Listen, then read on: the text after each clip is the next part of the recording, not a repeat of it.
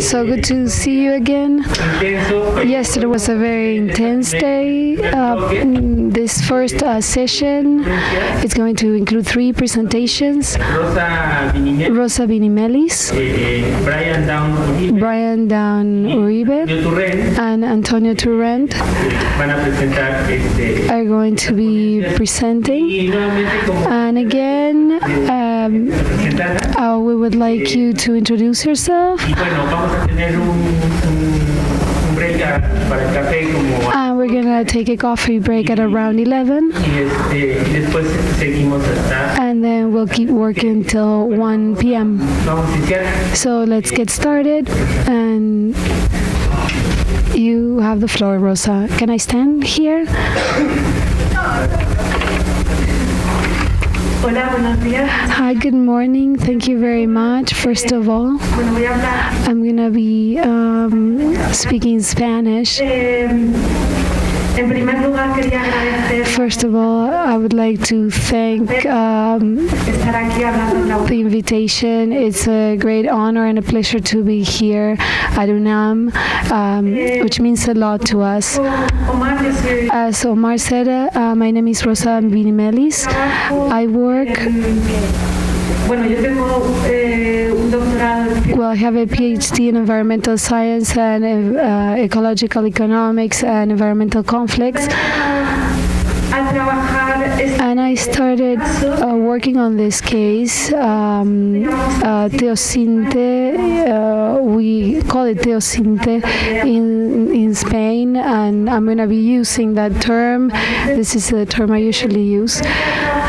I started working on this case because I work in Spain, in the northeast area, and I work with the farmers growing maize and ecological farmers and conventional farmers that grow corn, trying to resist the BT trend. And in one of the visits I had with them, they explained to me the problem they were seeing with teocintle, and they were concerned because there was a public debate about teocintle. This included farmers, but at the governmental level, there were discussions regarding a request for maize that was tolerant to glyphosate in order to be able to fight teocintle. Obviously, I thought this was a crazy idea from the very beginning, and my friend Joaquin, again, an environmental and ecological farmer, and we didn't know anything about teocintle, so we decided to consult with an international expert, Angelica Hilberg, and her team. We also talked with Ignacio Chapela to see whether they could give us a hand. Mostly so that we could understand what was going on and what could be the consequences. So I'm going to give you a spoiler of my presentation. I'm going to tell you we have more questions than answers right now, and I'm basically going to give you those questions. An interesting issue when this came up was that in this area, and especially where the first outburst occurred, it's a heavily GM corn area. 80-90% of corn there, maize there, is GM, and there were 2 maize co-ops that decided to openly and politically not to grow GM maize. One of them disappeared, so there's only 1 co-op left, and we saw all the first cases within that co-op. So they were actually seen in an area that had decided collectively not to grow GM maize. So then this idea of the introduction of glyphosate-tolerant maize was a very serious source of concern for them. So we started working on that.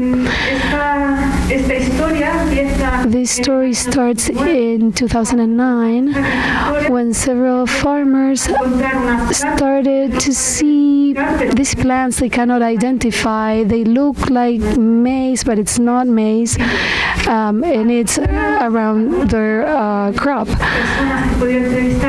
Some people I interviewed told me that they saw the first plants in the crop rows, and some people said that they were out of those lines, and they tell the authorities and the multinational corporations selling the seeds, and they're told that they don't know what that may be, that it may be sorghum, and that's the first answer they get in 2009.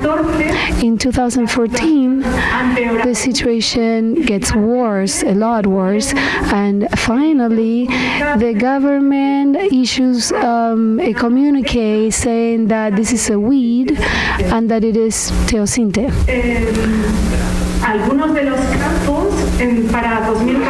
And by 2014, some fields had a very high rate of infestation. In the top picture, you can see everything looks green, and this used to be a maize field, and now it's just teocintle. And I think 2 or 3 glyphosate applications have been done here, and even after those applications, you can see that high level of infestation still. I was thinking whether I should title this presentation as Teocintle, a new Montezuma's revenge version. You can see this picture. We can talk about it later.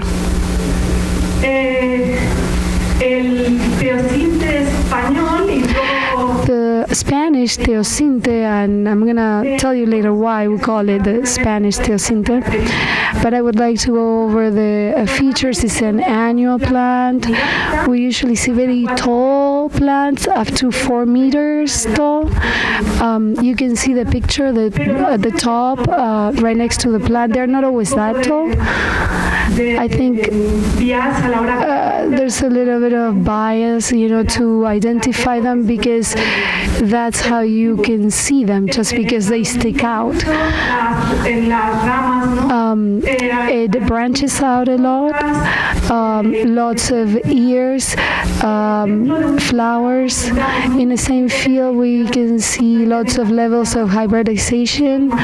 We can see ears from one single field. Some look pretty much like maize, and some look more like the classic teocintle. You can see the pictures. And obviously, since there are lots of ears, there are lots of seeds, and the most hybrid ones do not come off the plant so easily.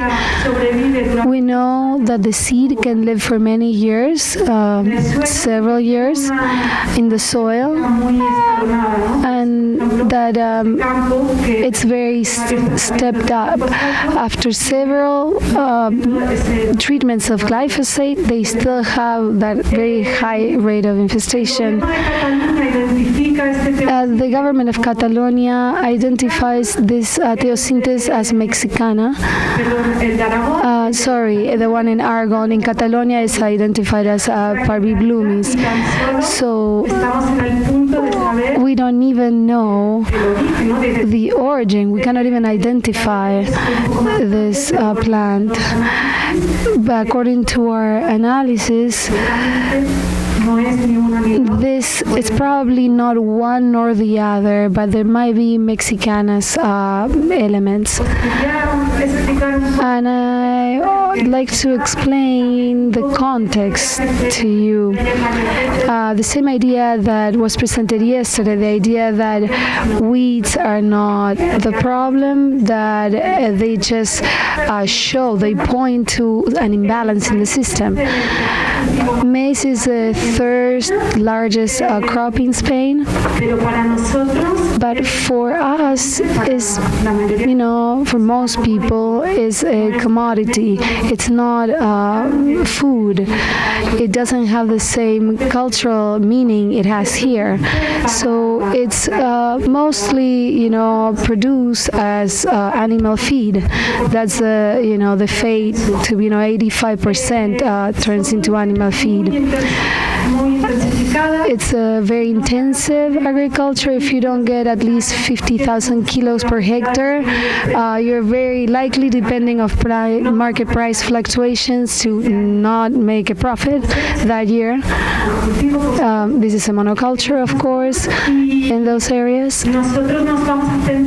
And we're going to focus on Aragon and Catalonia, where the main production is concentrated. There are, like in Aragon, 70,000 hectares of maize, and 72 of those have been reported to be infested with teocintle. These numbers may not be that accurate, but that's a report. And there are about 40,000 infested hectares in Catalonia. And Catalonia counts the hectares in a different way. The number is actually higher, but they just count the area that's affected. They don't count the whole field surface. At the same time, these areas are the areas where GM corn production is concentrated. Spain is basically the only European country growing GM corn, and this is the area where teocintle showed up in Navarra. In Catalonia, 50% of it is GM and 70% in Aragon. But the areas where we see teocintle, maybe a larger area, maybe 85-90%, depending on the area. In Spain, in these areas in Catalonia, GM corn has been grown since 2008, and these are all BT varieties, cultivars. There's no public record of these fields, and there's no regulation for coexistence. So we don't really know, when we find a field with teocintle, we don't know whether that field is GM maize field or not. As I said before, the identity is unknown. The government, and so we don't know the origin. The government believes that this is a Mexicana, but we've ruled that out. So we're still working on that question. The government has been asking questions, in the reports as to the routes for infestation, for introduction. That's also a weird story. We haven't been able to solve the puzzle. In 2009, in the areas where teocintle is seen, the farmers I've talked with have told me that they had very little rainfall, and there was a scarcity of seeds. At the very last minute, it starts to rain, and they request some seed varieties, and the seed companies tell them that they cannot help. But at the time of sowing, all of a sudden there are seed lots available. So from the very beginning, they start doubting the quality of those seeds. But according to studies by by the Department of Agriculture of Aragon, 47% of the parcels affected had that variety that the farmers are saying just like appeared out of nothing. But more than 80% of farmers had not grown that. And then the farmers are also saying, this is a very strange case. Farmers in the area explained that they were taken to a Monsanto demonstration field. All the companies have like demonstration fields. They grow several lines with different varieties.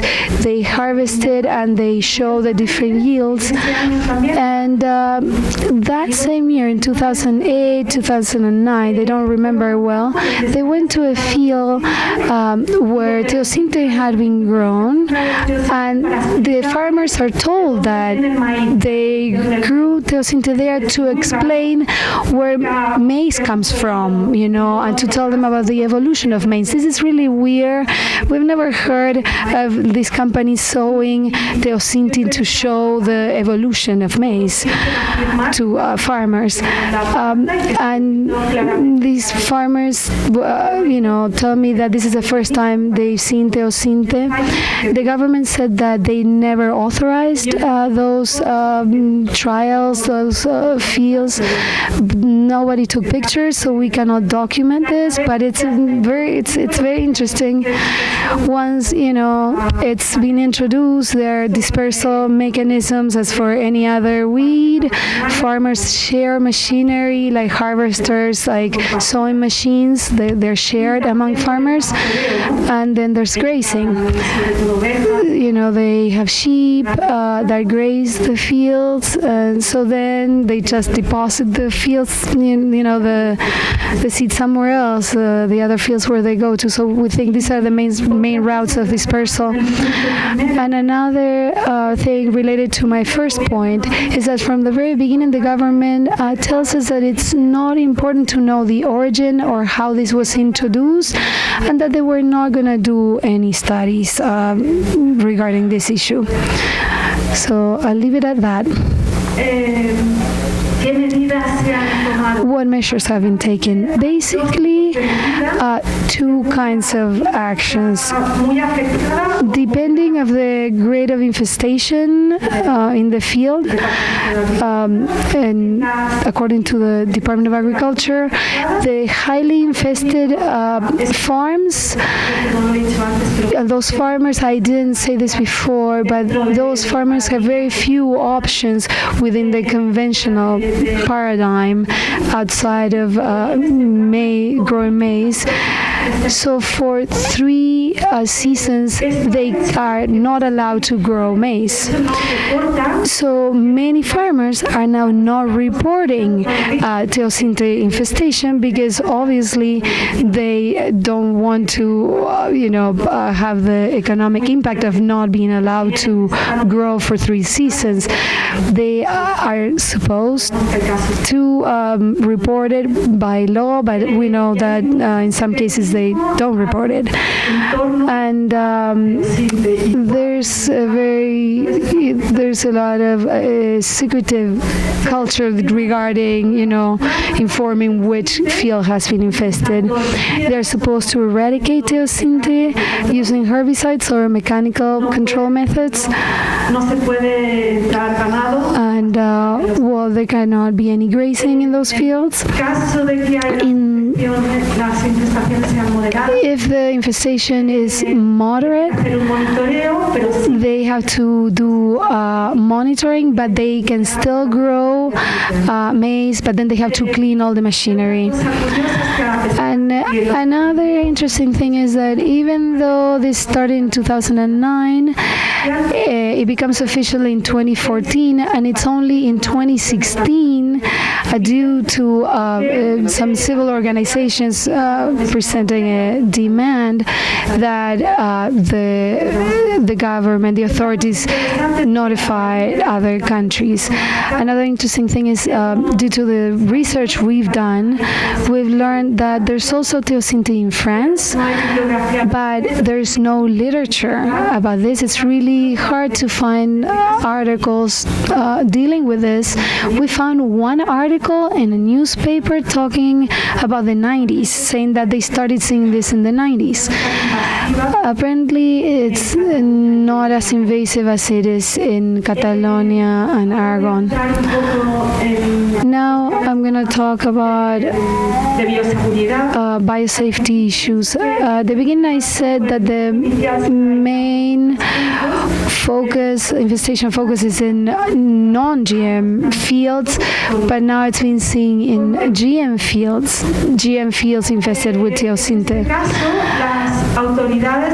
In this case, the authorities have decided not to monitor whether there's been flow from maize to teocintle to see whether we can find BT in teocintle. What they've said is that every time they've seen teocintle, they've seen that it had the corn borer infestation, so then they don't need to test it because it clearly doesn't have the BT toxin.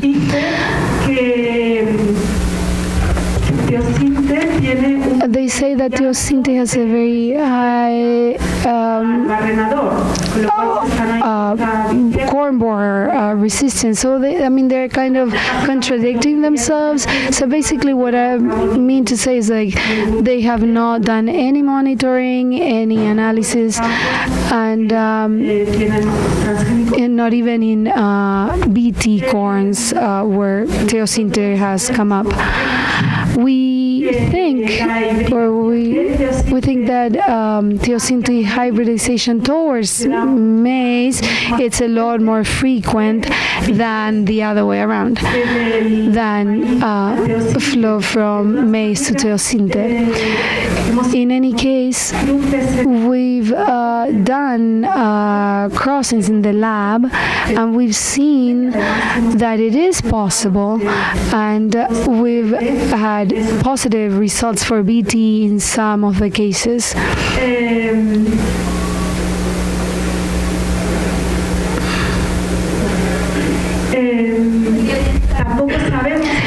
We don't know whether the hybrids we found in the field can be genetic bridges to facilitate that hybridization. So as I said at the beginning, we still have more questions than answers, at least so far. At the political level, as I said, the European authorities have been notified. They were notified in 2016.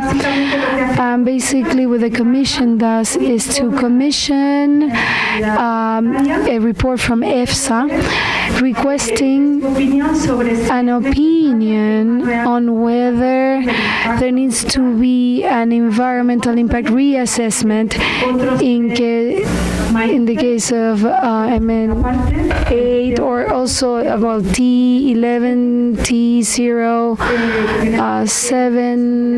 the ones that are BT and glyphosate resistant, and 21 is glyphosate tolerant.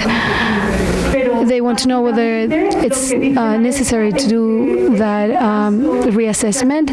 They're basically saying that this is an agronomical problem, but this is not an environmental problem at all, and that therefore there should be no concern, and that we should not be worried from the point of view of biosafety due to GMOs.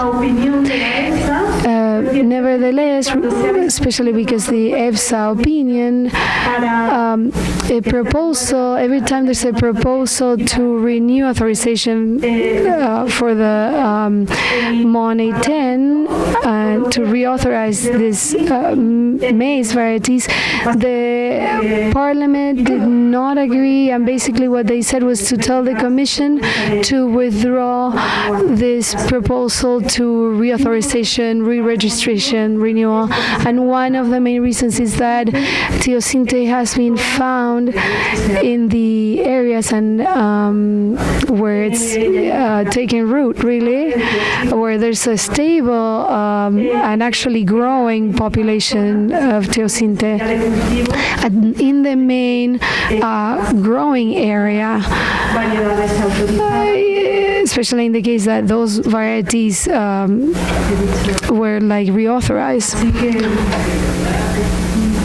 I think, yeah, this is my last slide. My last slide, as I said at the beginning, we still have more questions and doubts than answers, but we thought it was interesting to present this case here because you may have some ideas about this and they can help us think this through and, you know, think about maybe more questions that we need to ask ourselves. Thank you very much.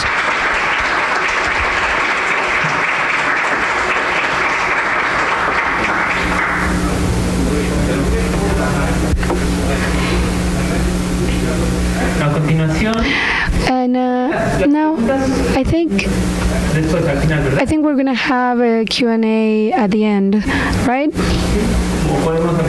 Or can we take questions right now at the end? Yeah, maybe just save your questions for later. Oh, maybe.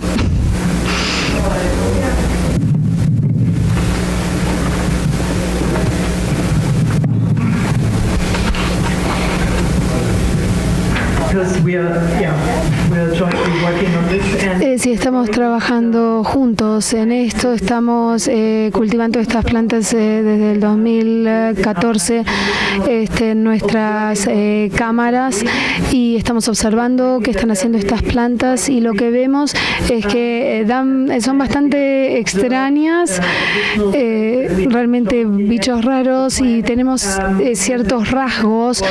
Las plantas exhiben lo que podría ser una forma de reproducción vegetativa, están produciendo como estolones, como es un tipo de reproducción de clonación en las cámaras de invernadero y lo que vemos es que si cortamos las plantas como a esta altura, el tallo, la planta empieza a crecer y saca desde, o sea, mazorcas desde el tallo. Desde el tallo pequeñito sale una mazorca. Nunca habíamos visto esto en el maíz. O sea, no estoy en el país de origen del maíz. No sé si ustedes aquí en esta sala han visto esto con el teocintle aquí en este país, pero según lo que nosotros sabemos, lo que leemos en la bibliografía, lo que vemos en fotografías publicadas, eso nunca se ha documentado. O sea, realmente esto es muy extraño, parece un capricho de la naturaleza, parece ser una planta de supervivencia, es como que se reproduce por cualquier medio, en cualquier momento que se siente amenazada, se la corta y de alguna manera empieza a producir semillas como loca, de alguna manera, a partir de cualquier tejido. Así que esto es algo que nos parece muy interesante.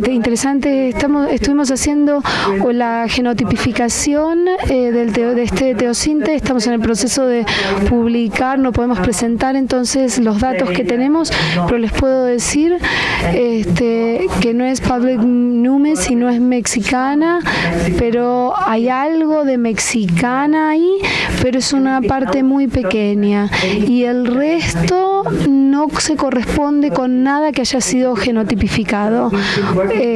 Estamos trabajando con todo el material que tenemos del CIMED, del USDA, con las bases de datos, de genotipificación, pero lo que vemos no se parece a nada de lo que tenemos información. Esa es la situación en la que estamos ahora y realmente esto es un rompecabezas, estamos confundidos, no sabemos qué es. Parece ser una nueva especie.